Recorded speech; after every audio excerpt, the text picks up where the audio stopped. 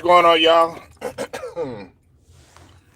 We back again. Um, Shout out to the whole entire LDBC Lions Den basketball, boxing community, all that good stuff. You know, man, something just look, man. This is off the subject, man, but I gotta talk about this. Man, this dude just now, man, he asked me for a couple of dollars.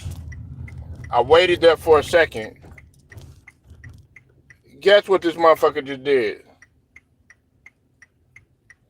Jay Stilo! What's up, man? I thought you had a wrench on my channel, man. Jay Stilo, man, it's been a minute, bro. Where you been, bro? Make sure y'all go sub to the homie Jay Stilo, hip hop and sports TV, man. Hold on one second, bro. I thought you had a wrench on my channel, man. Hold on.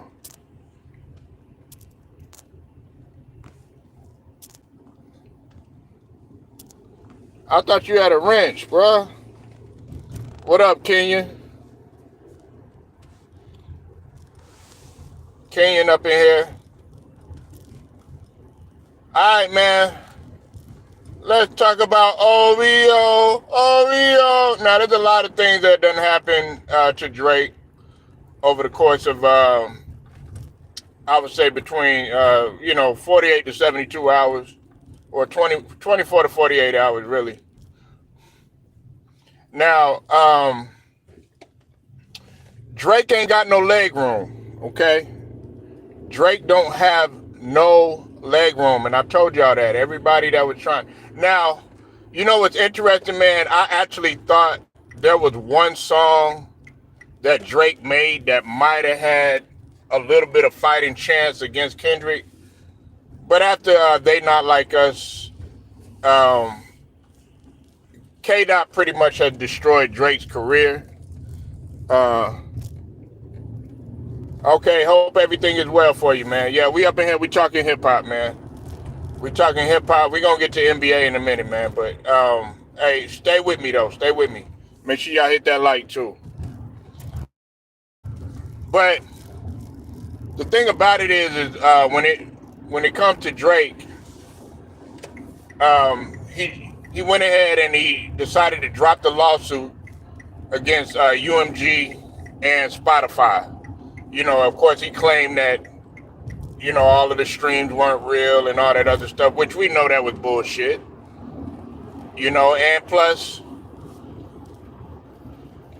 K. Dot has set, he pretty much has set the record on a billion streams on a diss song. Now,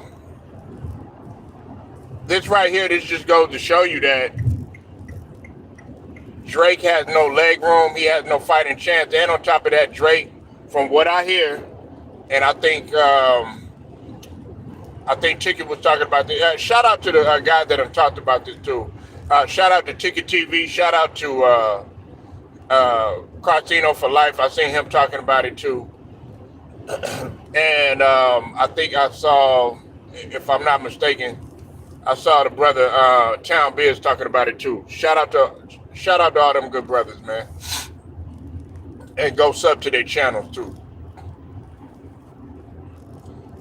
From what I hear, Drake is working on the album, but I don't think that the album is gonna do that good. You know what I'm saying? And like I said, man, you talking to a guy that likes Drake. I like Drake, but I've also said that he lost this battle hands down. The song has done a lot of damage to his career, and not only that, man, you're making it look even more bad, Drake, man, by you sitting up there, and the NBA now has banned you from commentating, from saying anything at Raptors games.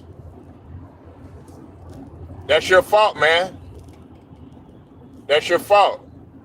Listen, you've done a lot of damage I would say over the course of well, really over the course of your rap career, because you've snaked some people too. Okay, you all that stuff is starting to come back on you. All them people that you done did wrong and stuff. And like I said, I'm not taking anything away from Drake as an artist, but he done a lot of people wrong too. You know what I'm saying? I mean, if we're gonna talk about the good stuff, we got to talk about the ugly stuff too. So Drake, um, now he's in the corner, man. He's in the ring with no gloves on. He's in the ring with no gloves on. Okay, the best thing that Drake has going for him is the money. You know what I'm saying?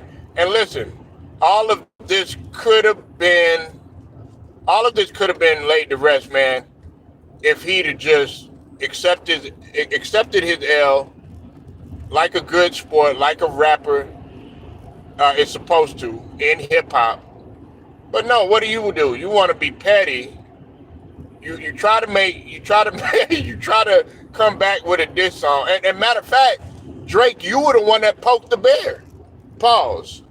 You were the one that poked the bear. You started this battle, right? You started this battle, and I know a lot of people are sitting up here and they're Drake, like that. I'm not gonna sit up here and be crying if I see the nigga or no shit like that. I like his music, man, But the thing about it is, you poked the bear. And what did K Dot do? He put it to rest. You were there under the assumption that K Dot couldn't step in the ring just like he stepped in the ring, just like you stepped in the ring with Meek Mills. Everybody thought that Meek Mills was actually going to destroy you in the battle. Guess what? You destroyed Meek Mills. Meek Mills took his L like a man. He took his L like a man.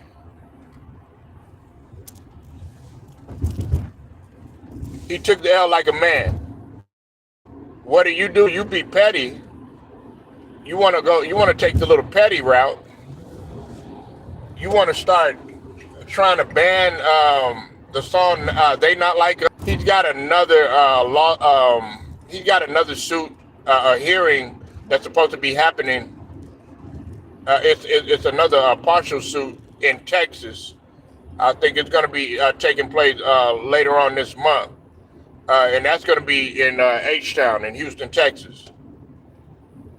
You know what I'm saying? So he's got to go through that too. He's got to go through that litigation too. But what are you suing for, man? Like, look, just accept your loss like a man. Accept your loss like a man. All the greats, LL Cool J, can't take nothing away from LL Cool J. He won some battles, he lost some battles. Man, we could go through all the rappers over the course of time. Plenty of them has lost. Plenty of them have taken L's, man. And Drake, he just has a hard time taking the L. Drake don't like to lose. You know what I'm saying? And there's nothing wrong with that. But in a case like this, you really didn't have, like, you're making yourself look even more dumb and more sad by doing all this. What you should have did is you should have just made you another album, just and kept it moving. But what makes you look even more bad is the fact it's like you're doing more reaching. You're out here doing more reaching. Then you want to bring in DeMar DeRozan into it, talking about you want to snatch his, he doesn't deserve to have, a jersey, with the Toronto Raptors, and then you want to try to bring LeBron into it. Like, you are going out really, really sad. You know what I'm saying? And look, I'm like saying, yeah, he acting light skinned, stuff like that. Man, light skinned niggas that I know, shit, they don't fuck around like that. Nigga, I know some cutthroat ass light skinned dudes. Like I said, I don't get into all that light skinned, dark skinned shit. But Um, light skinned niggas that I knew, shit, man, nigga, they wasn't no that man, nigga. They probably would have slapped Drake. They would have slapped the fuck out of him. I'm just being real with you. You run up on the light skinned niggas that I know, niggas, man. Them niggas will deck you in your motherfucking job, man. So that I don't get into all that light skin, dark skin bullshit. But what I'm gonna say is that Drake, he being petty right now, man. He's being petty, and he knows he don't have no room to breathe. He knows that his time is up. Yes, and I'm gonna speak on this situation. I'm gonna speak on this situation or whatever. You know what I'm saying? Because one thing that I know is that when he first stepped into the industry, I'm not gonna lie to you, he took the industry by storm. You know what I'm saying? But you also started to notice some things about Drake too. A lot of people, they pointed it out to me early, but when Drake had first came in, I was kind of like, I ain't gonna lie, I was kind of naive to the fact that, you know, Drake was gonna start doing the petty shit that he did long term. But I was like, nah, let's get this dude a chance. Um, One of the things that I noticed is that Drake did not want to be outdone on his own song. He didn't take a liking to that too well. Okay, he didn't take a liking to that too well. He also did not like constructive criticism. Now, I give him this. He was taking singing lessons. A lot of people were saying that when he first came on, you know how they were getting on Ja Rule about how he was singing and stuff like that. Well, 50 started singing too, and then you had all these other artists that were talking about Ja Rule, him singing and doing all this every dog needs a lady, all that other stuff. You know what I'm saying? Everybody was clowning Ja Rule, but guess what? They started doing the same thing. You know, 50 started singing and stuff like that, and those were the ones that were talking about. Well, they were doing the same thing to Drake, but they were saying that he couldn't sing. They were like, they said that Pharrell couldn't sing, and guess what? Pharrell was making hits. So then after a while, you started seeing Drake. He started making various songs where he started singing, and it worked out. It worked out good for him. He ended up having some smash hits. I'm not gonna lie to you, Drake was. But here's the thing about him. Karma was gonna hit Drake because we knew that Drake was the type to try to get other people's woman, you know, break up relationships and marriages, this, that, and the third. That's the type of person Drake was. And it's not funny, man, when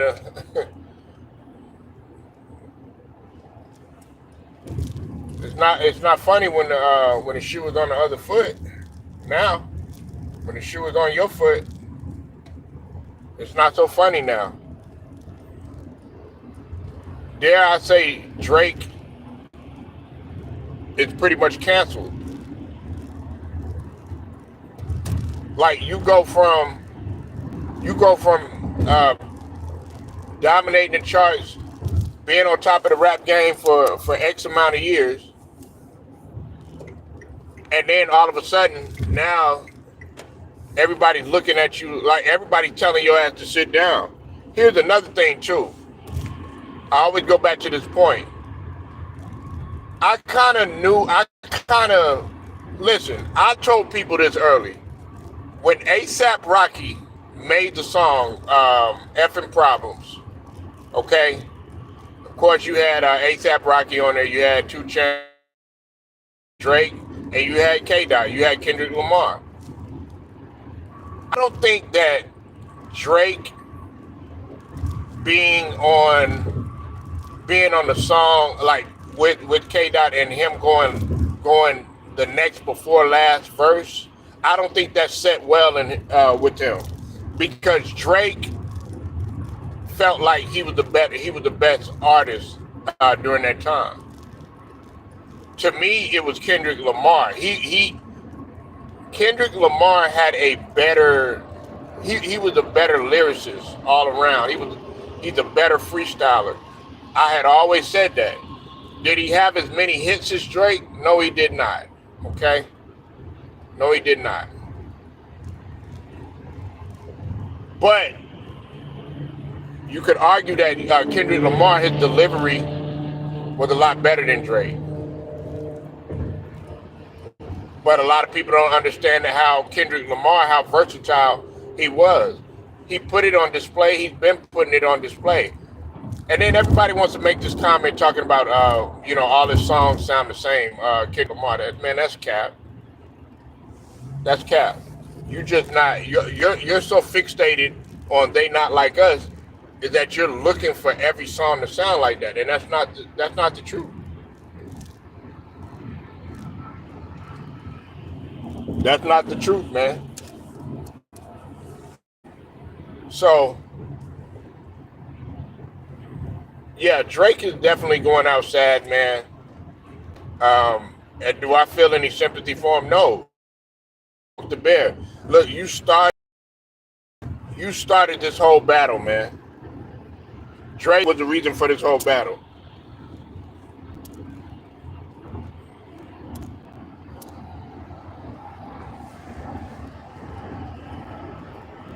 Drake was the reason for this whole battle, man. You poked the bear, and you wanted to get in the ring. You wanted to get ugly. You wanted to have a fisticuff, and guess what? You got what you wanted. You can't get mad. You listen. It's like Drake. It's like the bully mentality, right, nigga? You was a bully, and you ended up getting your ass whooped by somebody that you continuously try to pick on. And now you looking for sympathy from everybody else because you done got your ass whooped. You trying to get all this validation from everybody, all your fans and stuff. Listen, can Drake recover from this? I'm a firm believer in yes. You know what I'm saying? I always root for the underdog, and in this case, I hate to put it like this, but Drake is the underdog. Now he's the underdog in this situation where Kendrick Lamar actually started off as the underdog in this situation. Because let's just be honest. There were a lot of people that didn't expect this from Kendrick Lamar. I did. I expected it from Kendrick Lamar.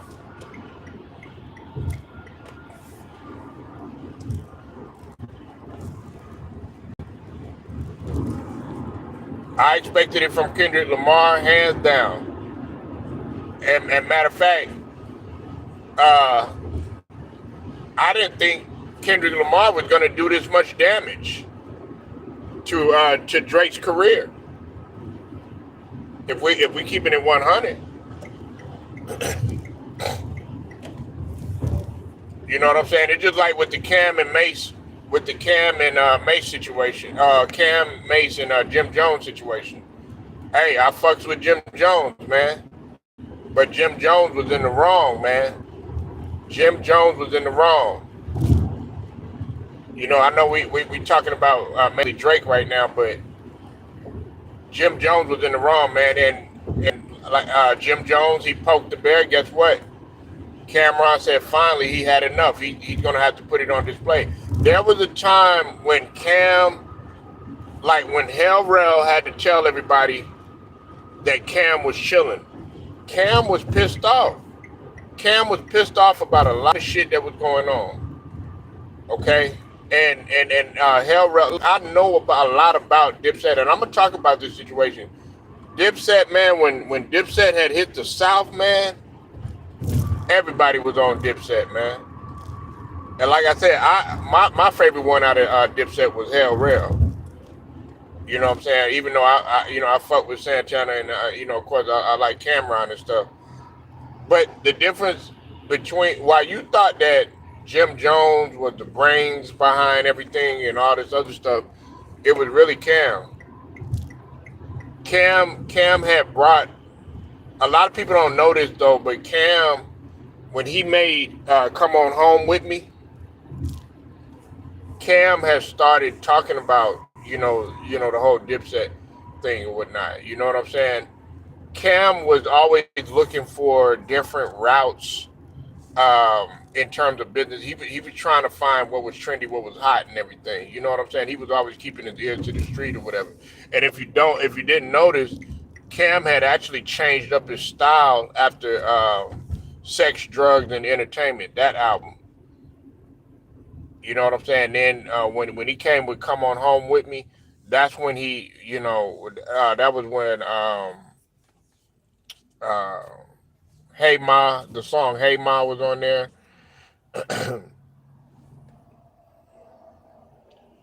That's when he started to change his style or whatever. But I say all this, man, to say that, man, like when it comes to Drake and him poking the bear, him doing what he did to Kendrick, he deserved everything that he getting. I don't feel no sympathy for Drake, man. Everybody wants to listen. Even I could be a fan, but I'm also objective. I'm also objective, man.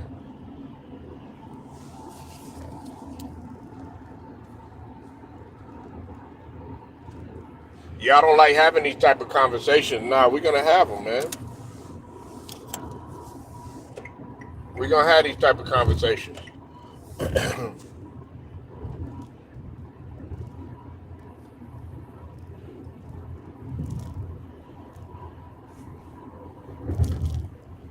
um, we're not making the playoffs, man. I'm gonna get back. I'm gonna get back to sports, but I'm gonna talk a little bit more about hip hop in a little bit. But the Sixers are not making the playoffs, man.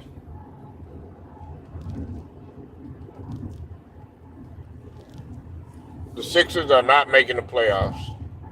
Um, Neither Embiid or Maxi played last night. Paul George ended up playing. We're not making the playoffs. We're not making the playoffs, man. Everybody in the beginning of the season, everybody was trying to talk to me and tell me how well that Paul George and Embiid and Maxi were all gonna play together, stuff like that. We're not making the playoffs. As a matter of fact, Jared McCain is out for the remainder. He's out for the remainder of the year. We're not making the playoffs, man. Matter of fact, man, I'm confident that we're not gonna make. I'm confident that we're not gonna make the play-in. That's how terrible we're playing.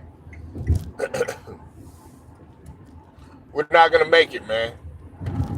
And I blame all this on, of course, Joel Embiid. He gets a big blame for all this. I blame this all on Daryl Morey, man. I blame this all on Daryl Morey. Daryl Morey is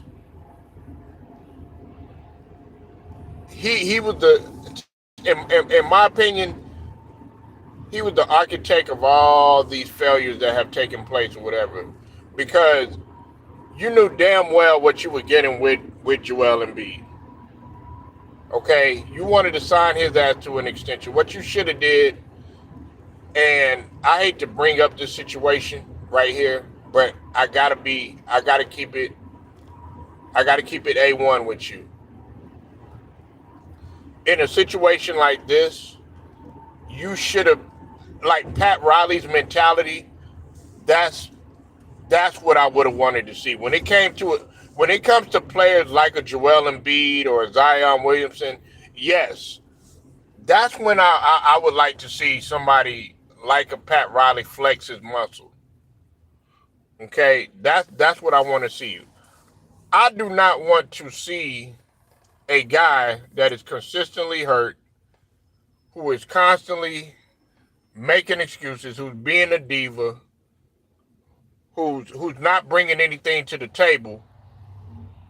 But you want to sign this guy, and now you don't have no leg room. You can't do anything until the end of the season. And not only that, Joel Embiid pretty much has full control over that contract. To pick and choose where he wants to go, where his landing destination could possibly be.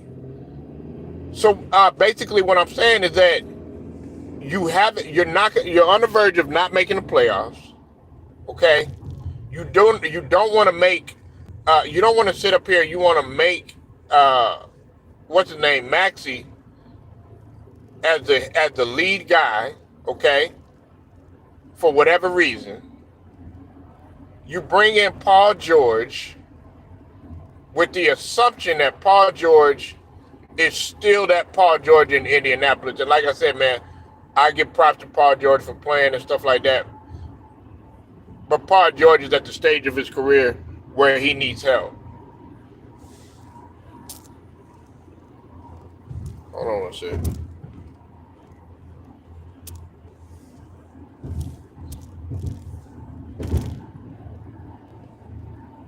He's at the stage of his career where he needs help, man.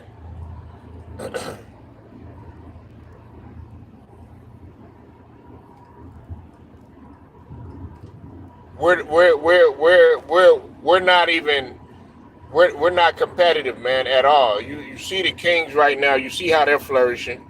You see Detroit right now. I'm talking about some of these bad teams. OKC at one point in once upon a time, people were looking all over. They were looking over OKC. Now they're dangerous. That's why we lost to them last night. Just straight up, just got our ass whooped. Of course, we didn't have anybody, but I don't think it would have made no difference. And this is another thing. I don't understand why SGA is playing every single game. SGA don't have no excuses. SGA, like, he doesn't miss no games. So why is it always something wrong with some of our players? It's always something wrong. And Maxey, I'm not gonna get on Maxey too much or whatever, but he's missed quite a few games and whatnot. But it's always something wrong. SGA never got an excuse. Is always out there. As much as y'all talk shit about Ant-Man, he's always out there. That's why I don't really get on Ant-Man. I think I think he had 41 last game. Ant-Man has been on the chair lately. I still don't see Minnesota going nowhere. But I'm trying to figure out why is everybody always hurt? Why is everybody always sitting out? Y'all should if you look, see, and that's another thing that I was going to talk about. I didn't put in the title. I want Joe Dumars to take full control of the NBA. I no longer want Adam Silver in there, but it's not going to happen, man. This shit is going to keep happening. It's just like with Luka, right? Luka, everybody wants me to feel sympathy for Luka being out and all this other stuff. I don't feel no sympathy for Luka.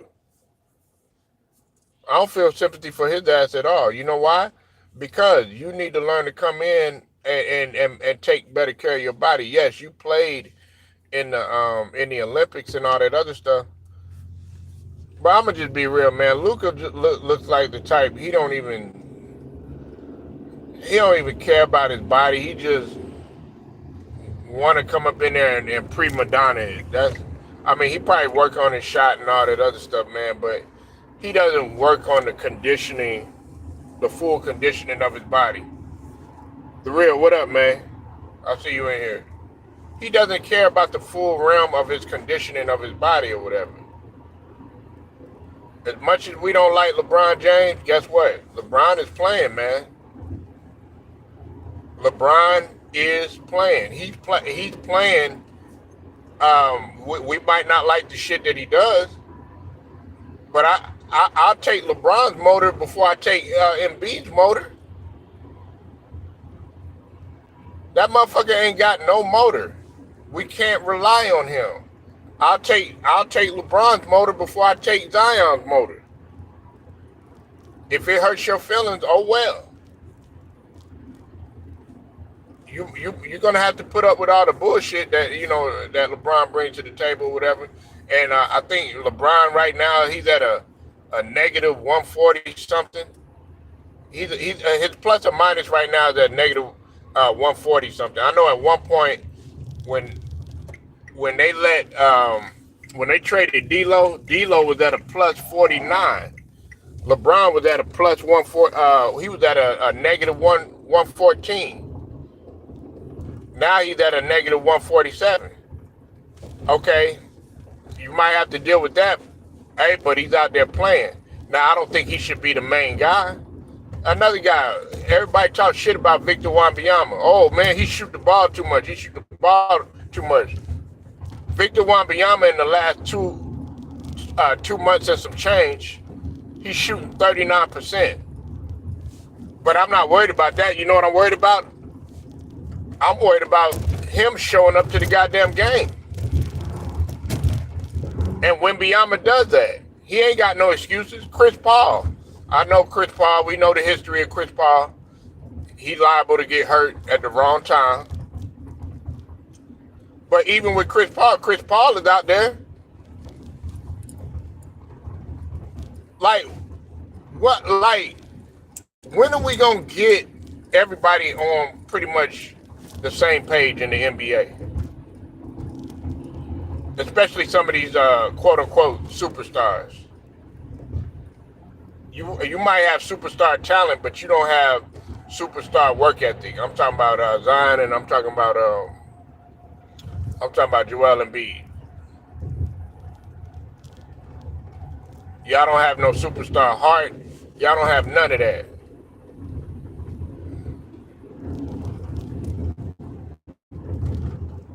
So we're not making the playoffs. I'm sorry to tell you. The Sixers are not nowhere. We might as well just go ahead. Hell, I don't believe in tanking. I mean, I'm being honest with you. I don't believe in tanking. But I mean, even if we did tank, we wouldn't be able to get Cooper Flag.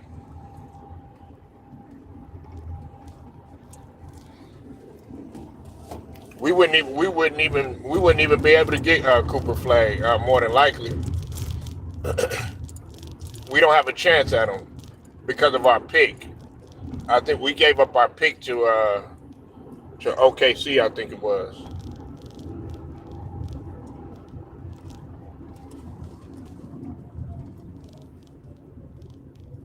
Now, I want to talk about Cade Cunningham. Let me give a shout out real quick to the brother Who Is Hendo. If you're not sub to Who Is Hendo, definitely go sub to the brother's channel, Who Is Hendo. Like I said, man, Cade Cunningham, and I'll stand on this shit, okay? I stand on this shit. Cade Cunningham is an MVP candidate, okay? I'm going to say it again. He is an MVP candidate. How many games has Cade Cunningham missed? I don't think Cade Cunningham has missed a game.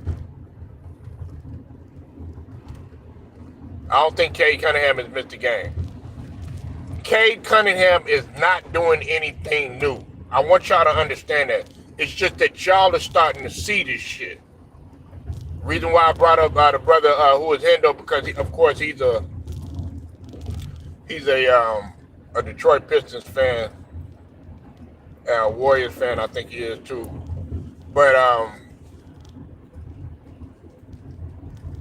one thing, and I told one of my guys yesterday, he's from Detroit too. as much as we love New York Knicks basketball, and it's good to have the Knicks back. Charles Barkley said even that it's good for the NBA to have like the big city teams back in there, back in the mix and everything. One thing that you can't neglect is that having Pistons basketball, it's good for the NBA too. Whether people want to believe it or not, if you know Pistons culture, you would be able to say that.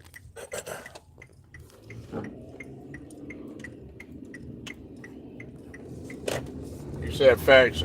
Cade reminds me a little bit of Brandon Roy. Oh, yeah, before the injury, I mean, is it because they light skinned, man? Nah, but yeah, Brandon Roy, yeah. I think Kate Cunningham's a little bit more athletic, but Brandon Roy, before the injury, yeah, Brandon Roy, because Brandon Roy, he could finish at the cup. He could, he got that mid range. He had the shot, but Brandon Roy he could finish in transition. He could run the show, and he will find you. So yeah, it's a pretty good comparison. I think that Kay Cunningham, in my opinion, he's a better scorer. But we are talking about different eras. I mean, Brandon Roy was playing in a physical era.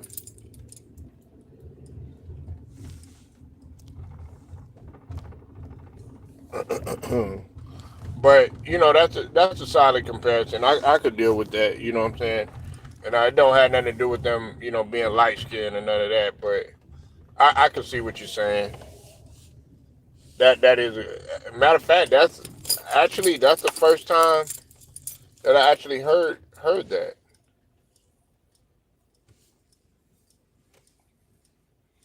You know, but there. Listen, none of this is new that Cade Cunningham is doing. Okay, um,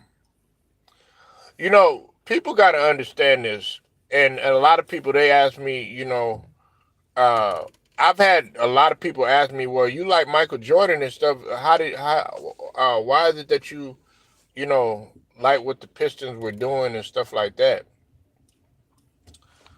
It was for one reason and one reason only, man. Chuck Daly,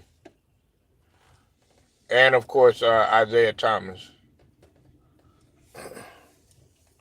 What's up, Alex? Chuck Daly. What you have to understand for some of you young guys that don't really realize, Chuck Daly is a mastermind. Chuck Daly is a mastermind. Um, when Chuck Daly was able to, and listen, Chuck Daly is as good as Pat Riley. Um, I got Pat Riley above Chuck Daly. My top three, just to let y'all know, is is Pat Riley. I got Phil Jackson, then Chuck Daly. Then after that, then I got Larry Brown. The Jordan rules. Well, I mean, it really. I actually read that. Hold on one second.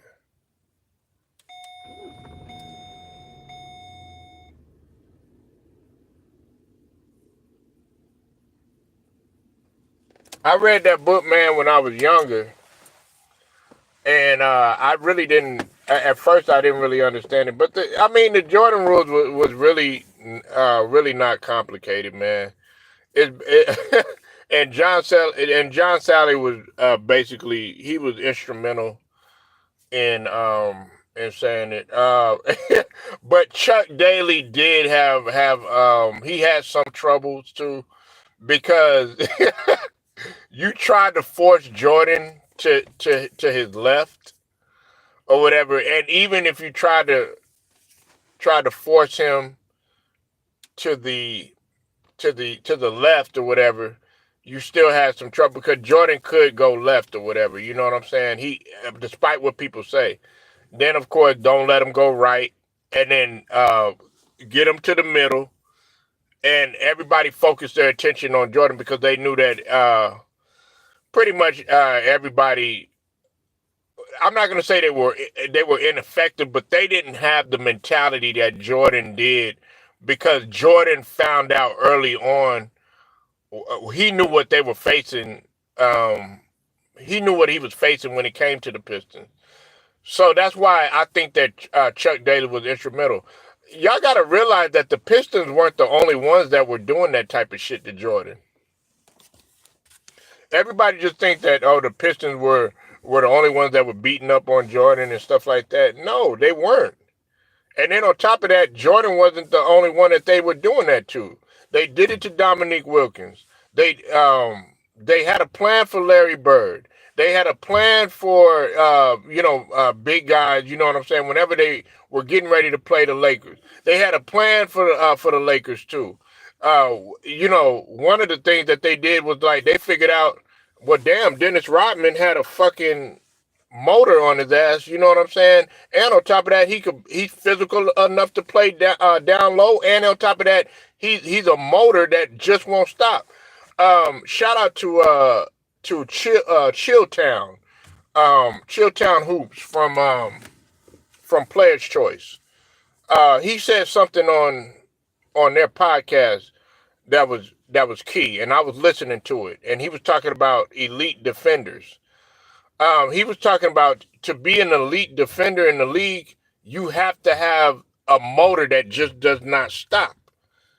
And that's what Dennis Rodman has. And everybody asked me, okay, well, why you have Dennis Rodman? I mean, Dennis Rodman has a motor good enough to guard 1 through 5. And the thing about it is that you had guys on there that had motors. They were workhorses. They weren't well respected as, oh yeah, these guys are superstars or flamboyant players or anything like that. They were just rough, tough, rugged guys and physical guys, man, that put their hard hats on.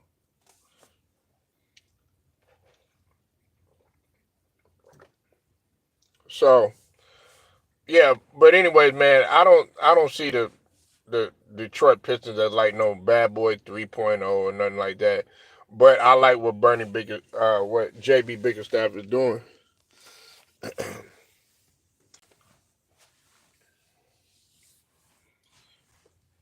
And the best way to get back, at somebody is through success, and that's what JB Bickerstaff is doing. He said, "Man, look, man, you give me these young guys, you give me the guys that were expendable, like a Tim Hardaway Jr., some of these Tobias Harris, who you know, I like what Tobias Harris did with the Sixers or whatever, but he just wasn't working out no more. You give me some of these guys. You give me the young guys. You give me Ivy, who's out right now for the remainder of the season. You give me, I got Cade Cunningham, still young, hadn't even been in the league 5 years yet, and I could do something with these guys, and that's what he's doing. Everybody was looking at the Pistons coming into the season, saying, "Oh yeah, well yeah, they're gonna be the same old Pistons." You know what I'm saying? Getting blown out, stuff like that. No, listen, Pistons games. Okay, I'm gonna name some of the bad teams that you used to look at.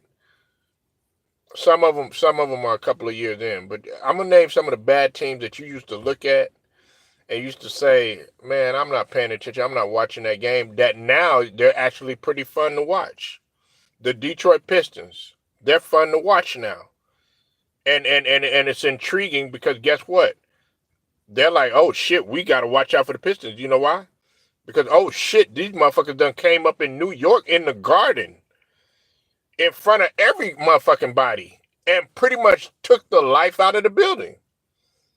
You got to pay attention to a Magic's team that you used to look at and be like, oh shit, now you got guys on there. You got Paleo on there. You had the Wagner brothers on there, man. You got a good coach in Jamal Mosley. You know what I'm saying? Let's keep it going. I know we're a couple years into OKC and everything, but there was one time when, like I said, nobody was paying attention to OKC. Nobody. They just now starting to give SGA his props. Okay, but SGA he had been doing it. Y'all just wasn't paying attention to it. Now it's like, damn, oh shit. OKC, and I don't even think that they still giving OKC they credit. The Spurs, the Spurs, the San Antonio Spurs. Like I said, man, in the next couple of seasons, I could see the Spurs being a contender. In the next couple of seasons, like you used to look at the Spurs and be like, oh man, whatever, man. Like I bet the Lakers they thought that they were just gonna blow them out and everything like that. No, not with the Spurs. Not when you got it. Listen, them guys come out there and they still play hard from start to finish, and they got young guys on there. And same thing with Houston. You used to be able to look at Houston and be like, oh man, they ain't got nobody no more. They ain't got no Harden.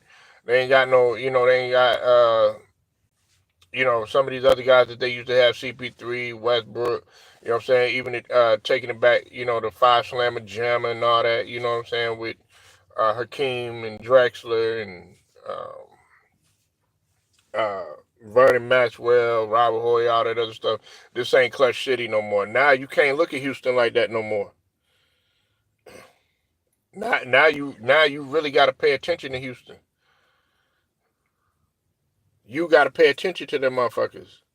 When they come in, they gonna come in and they gonna play you hard. They gonna play you tough. They gonna play you with athleticism, and they gonna bring it to you. And y'all gonna be gasping for air because these young boys are on there. You know what I'm saying? That's why I don't understand. And then you got Derek Brooks on there, making life a living hell for anybody that he defends.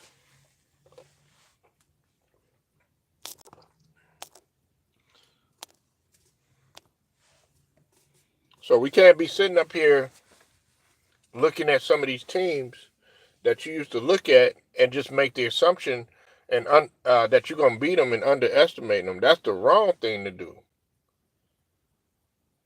That's the wrong thing to do.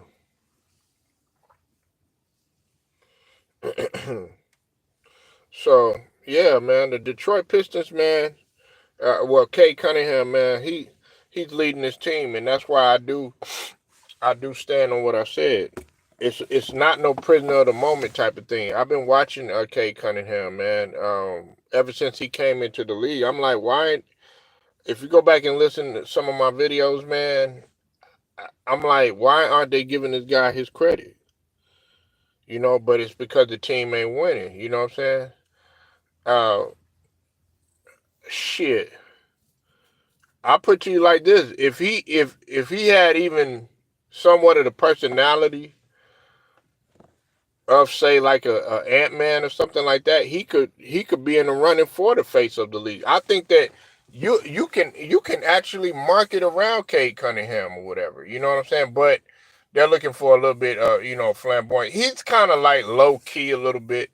Um, like to me, a lot an unofficial face of the NBA, in my opinion, at one point that Cade Cunningham reminds me of, and I'm talking about his personality, not his play, was Steph Curry, because they real low key. It ain't got nothing to do with light skin, dark skin either.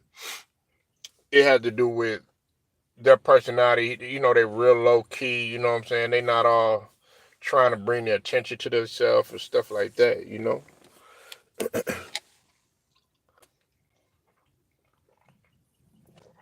So I'm I've been talking about uh, Cade Cunningham. This isn't anything new that Cade Cunningham has been doing.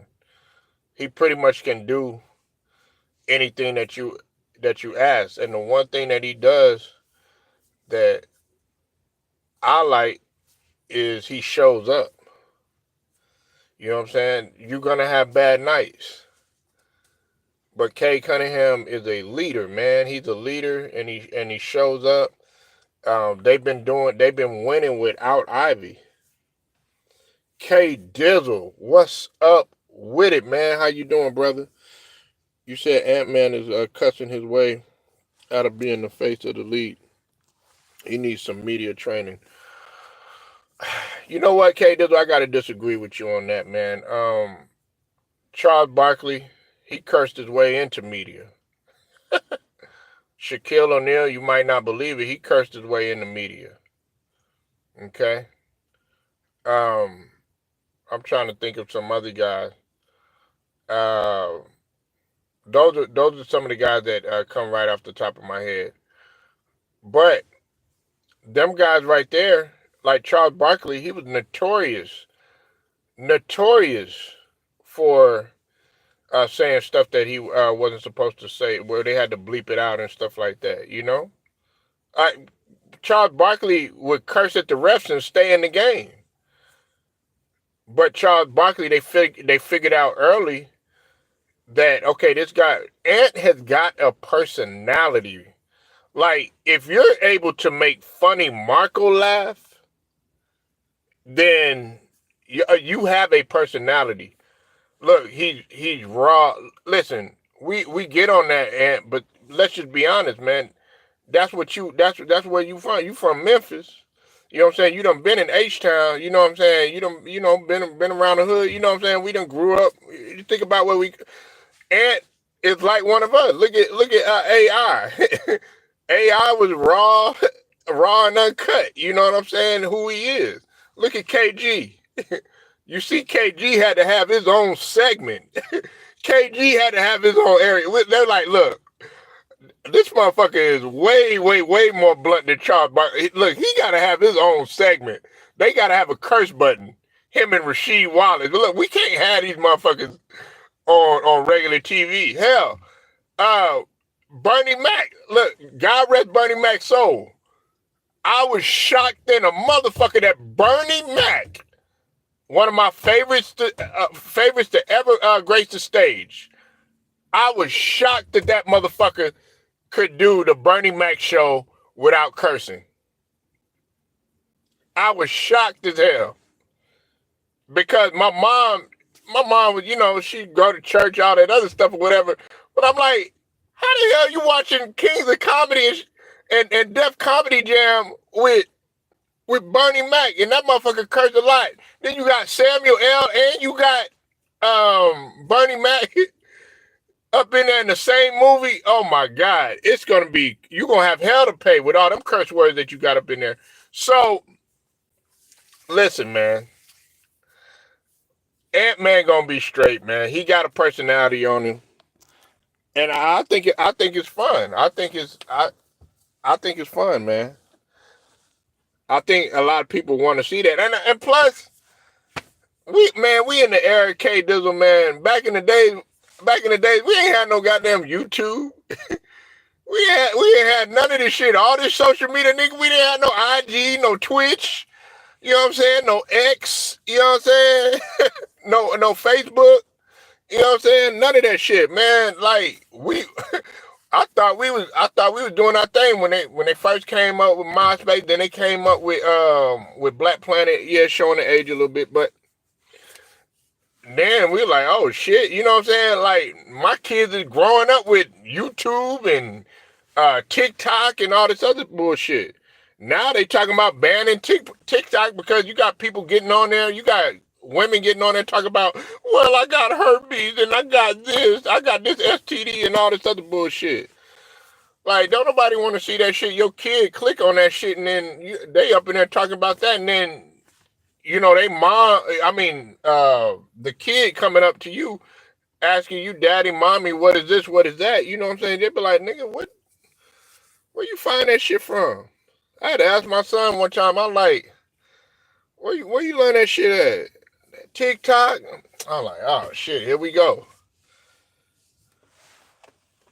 Hold on.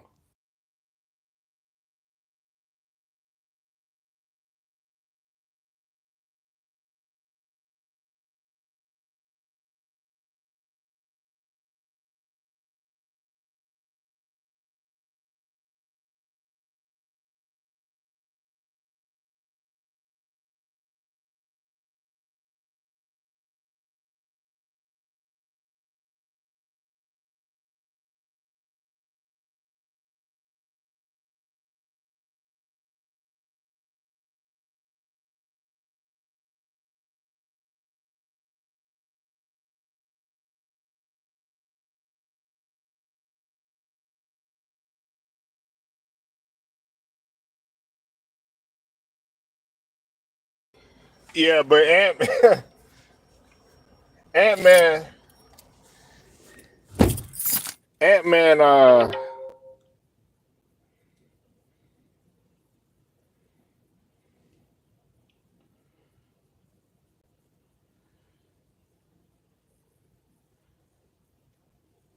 Ant Man always gonna, he gonna be. You said we live in a more sensitive NBA. The media will start fishing him for sound bites. Every post game interview are full of f bombs and motherfuckers.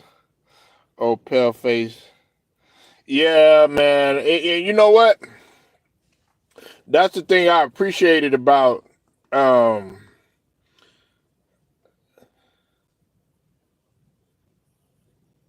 what is this?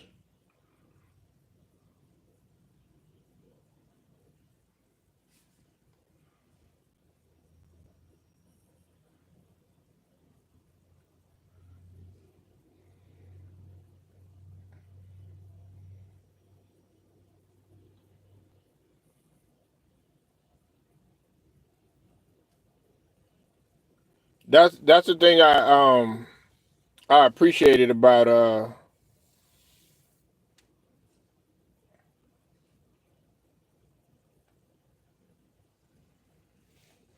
that's the thing I appreciated about what's it called about David Stern. David Stern, man, he let the players be themselves. Like he let Charles Barkley be himself or whatever. You know what I'm saying? He let other players be themselves.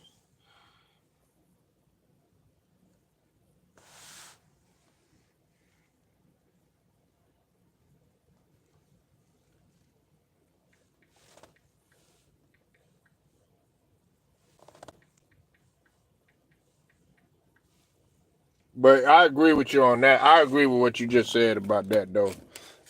K Dizzle. I just think that he still got a good personality, good enough for to eventually be in media or whatnot. You know.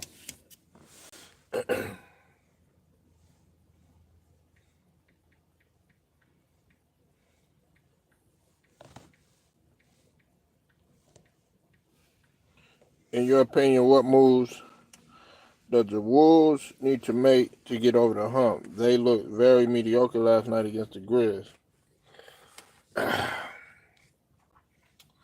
Well, they shouldn't have made no moves at all, K Dizzle. Um, I mean, believe it or not, Rudy Gobert, I hate to admit this, Rudy Gobert has actually Im- improved somewhat, just a little bit on his offense. But is he on the level of a K? Is he on the level of a cat or Carl Anthony Towns, or is he on the level of some of these other scoring big men like like a Wemby or any of these other guys? No.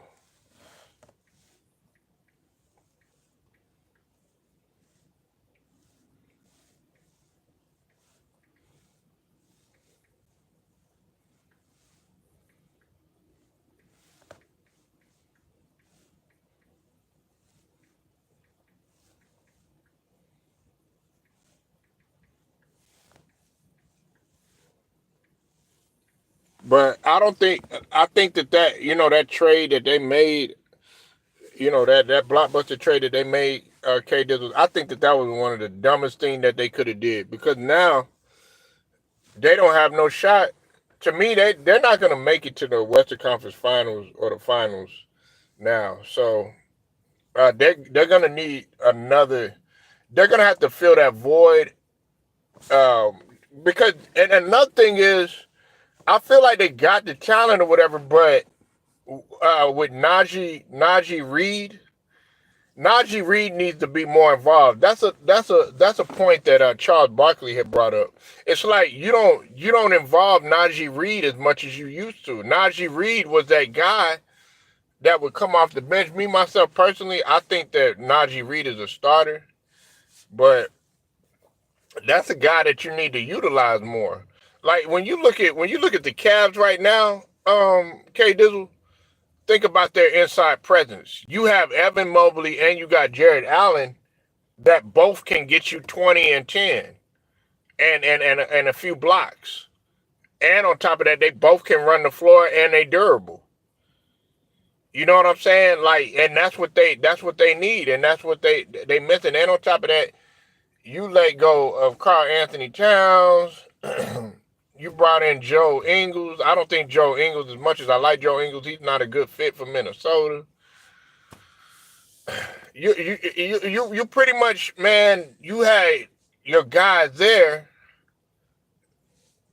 that brought. You could have sustained the continuity and possibly got to the finals. But what did you do? You blew everything up. I'm a Mike Conley fan, but he may be getting a little long in the tooth. Dillian seen the light of day. Yeah, man. But I admire you need Mike Conley Jr. Um, you need Mike Conley Jr. in the locker room. But yeah, man, it's time to get young. Tyus Jones. Um, as much as I like Tyus Jones, I don't know, man. I just don't think that they play. I don't think he plays good off of Ant Man like that. Ant Man is just he like I don't know, man. I think he misses Carl Anthony Towns. You know what I'm saying? Like yeah, Carl Anthony Towns is missed over there. I I think that there was some guys that didn't really appreciate him.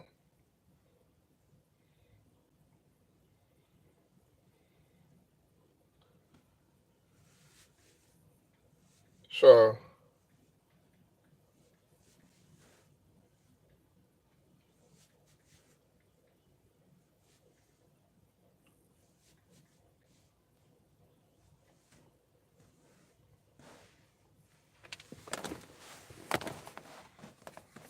but yeah, man, I don't know what they were thinking. Now I'm gonna say this, and then I gotta bounce. I know there's been some people that's been talking about like Jimmy Butler going over there. Here's the problem with that though. Jimmy Butler,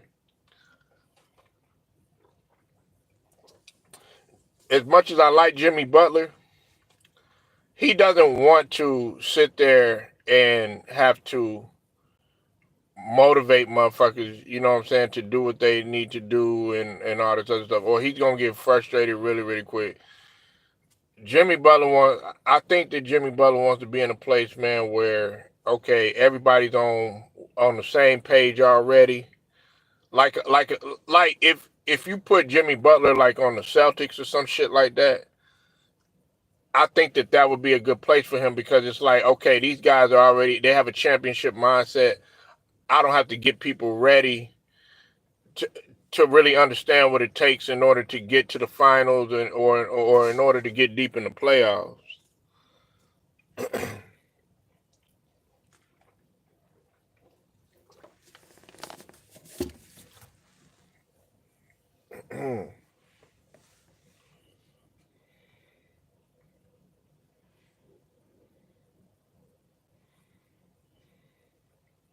So yeah, man. Um, I really wish that they wouldn't have made that trade, man, because I ain't gonna lie to you. I wanted Ant Man to get a ring. I was probably the only one, man, that was saying that Ant Man could break a defense down. But now Ant Man, I think that this is gonna be good for him long term because let me tell you why too. You ha-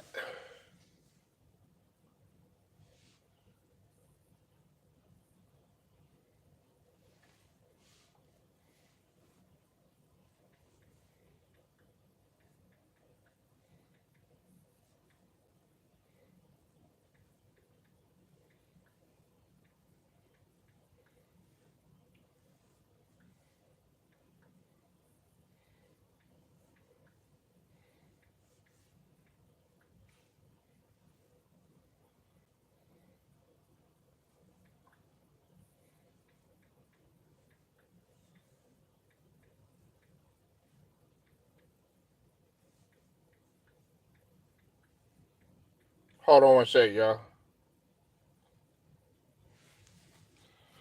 Um, Ant-Man is starting to find out something that okay, Jordan found out early.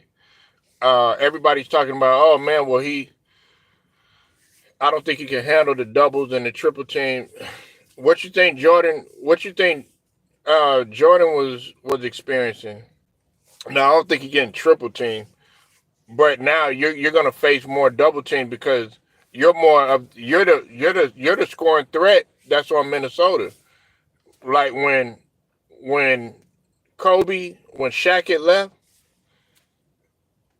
Kobe had experienced more doubles and more triples than he had ever experienced or whatever. So he had to go through that transition or whatnot. He also had to go through, the media stuff and they're not gonna make it and all this other stuff. He had to go through that turmoil too. Jordan had went through it early. They were saying, Jordan could never. It's only he's a one man wrecking crew, but Jordan. They would say stupid shit like, "Oh, he's not a defender and he's got a spotty jumper and he doesn't make his teammates better and all you got to do is just double and triple team Jordan and all this. So it's just dumb shit or whatever." But he had to go through a lot of turmoil and stuff like that. Said Jimmy Buckets has to realize he's not the man anymore. He wants Houston, Phoenix, Golden State, Warrior. Not sure about those destinations. I think Jimmy Butler.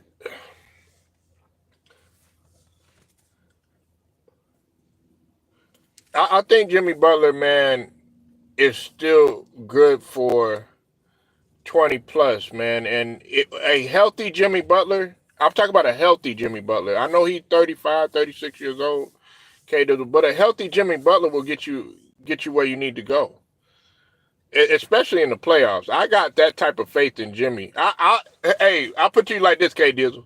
Who would you rather have? Would you rather have a healthy Jimmy Butler or a healthy Embiid? I'll put it to you like that. I'm always using Embiid, man. I know y'all get mad at me for doing that, man, but I'd rather have Jimmy Butler. You know what I'm saying? Because I know that motherfucker gonna lead us. Hey, look, I know he be coasting through the regular season, but do not make any mistake, man. Jimmy Butler, bruh. Jimmy Butler gonna play both ends of the floor. You gotta deal with that diva-like mentality and shit like that. That's one of the things I liked about AB, Antonio Brown talking about football, right? Antonio Brown, he had the best hands in football, man, but you gotta put up with that bullshit. You know what I'm saying? You gotta put up with the bullshit. But with Jimmy Butler, man, nah, man, he's still that guy or whatever. He a little bit older. And look, the thing about it is, LeBron ain't that guy no more. I mean, LeBron ain't that guy no more. That motherfucker 40, but everybody praising this motherfucker, man, like he's still in year 5 or some shit like that. You know what I'm saying? Talk about his dunks and all that other stuff. Now, true enough, that motherfucker do show up. I'm talking about LeBron or whatever. At least he on the court and everything like that. But I'm saying, if you talk about a 35, 36-year-old dude, and then you got a 40-year-old, but y'all calling Jimmy Butler 35, 36 old or whatever, but that motherfucker still got years to go. Kevin Durant, you know what I'm saying? Like, look, we like Kevin Durant, but let's just be honest. He ain't doing shit with Phoenix, man. Phoenix ain't doing shit. He getting his numbers and all that, but Phoenix ain't doing shit. So we gotta put this shit out on the forefront and nobody want to call this shit out. It's easy for us to sit up here and say, oh yeah, Jimmy ain't this, Jimmy ain't that, and all this other stuff. But when you in a place that you're not comfortable, you're not gonna play comfortable. Yeah, hey, listen, I'll put you like this. I think he would be a good fit over there in Houston. You got 2 defenders. You got 2 good-ass defenders. And Seguin, no, actually 3. You got 3 good-ass defenders because one thing you got to know about Ime Udoka, is he preaches defense first. He's a defensive-minded coach. Go and get some offense in there. You know, of course, he come from the pop tree, cut, move, and all that European style, all that other stuff, but free-flowing too as well. You know what I'm saying? Transition, all that bullshit. But defensive-minded first. He preaches defense. If your ass ain't playing defense, he gonna get on your goddamn helmet. Pause. So then you bring in Jimmy Butler. You got a young Jalen Green out there that can climb the top of any motherfucker. You know what I'm saying? Can get in the middle and get in your motherfucking chest, man, and get in the middle and finish. Can shoot too. All right? You got Seguin, solid ass defender, can play both ends of the floor. You think you gonna just come up in it? Night, get that shit up out of there. Then on top of that, you got Derrick Brooks. I don't give a fuck if you don't like that motherfucker. Give me Derrick Brooks. You need that toughness. Then you bring in Jimmy Butler. Them both of them motherfuckers. Then Jimmy Butler can score. He could play both ends of the floor. Hell yes. And you got Jimmy Butler and you got Derrick Brooks in that motherfucker. Shit, I wish a nigga would try to drive that motherfucking man. Shit, that's cookies all day. And Jimmy Butler can still move for his age.